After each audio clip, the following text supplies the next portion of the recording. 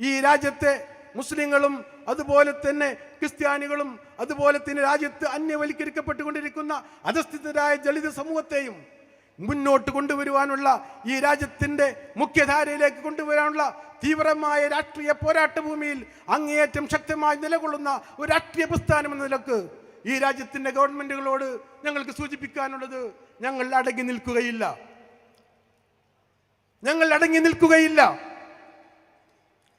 ഞങ്ങൾ വിശ്വസിക്കുന്ന മതം, ഈ രാജ്യത്തെ ഏത് പൗരനും അവൻ വിശ്വസിക്കുന്ന മതത്തിൽ നിലനിൽക്കാനും അത് പ്രബോധനം നടത്താനും അതനുസരിച്ച് പ്രവർത്തിക്കാനുമുള്ള സ്വാതന്ത്ര്യം ഇന്ത്യ രാജ്യത്തിന്റെ ഭരണഘടന അനുവദിക്കുന്നുവെങ്കിൽ ആ സ്വാതന്ത്ര്യം ഞങ്ങൾ ആസ്വദിച്ചുകൊണ്ട് തന്നെ, ആ പ്രിവിലേജ് ഞങ്ങൾ എടുത്തുകൊണ്ട് തന്നെ ഈ രാജ്യത്ത് മുന്നോട്ട് പോവുക തന്നെ ചെയ്യും.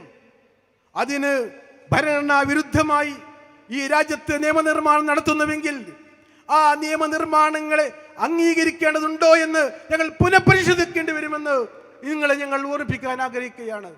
സിനിമ ആർട്ടിസ്റ്റുകൾ ചരിത്രം എഴുതുന്നുണ്ട്. ഇന്ത്യയുടെ യഥാർത്ഥമായ ചരിത്രം കണ്ടെത്തണം. ഇന്ന് മാർക്കില്ലാത്തവർക്ക് കടന്നുകൂടാനുള്ള ഒരു സബ്ജക്റ്റായി ചരിത്രം അധിപ്പതിച്ചിരിക്കുന്നു, ഹിസ്റ്ററി. അത് മാറണം. ഇന്ത്യയുടെ യഥാർത്ഥമായ ചരിത്രം കണ്ടെത്തിയാൽ, അത് പഠിപ്പിച്ചാൽ, അത് പഠിച്ചാൽ ഇന്ന് കാണുന്ന ഈ അലോസരങ്ങൾക്കൊക്കെ കൃത്യമായ പരിഹാരം കണ്ടെത്താൻ കഴിയുമെന്ന കാര്യത്തിൽ തർക്കമില്ല. എന്തിനാണ് ഇവിടെ മുസ്ലിം സമുദായം ഈ വഖഫ് ഭേദഗതി ബില്ലിനെ എതിർക്കുന്നത്? എന്തിനാണ് ഇവിടെ ഈ സമ്മേളനം കൂടിയത്?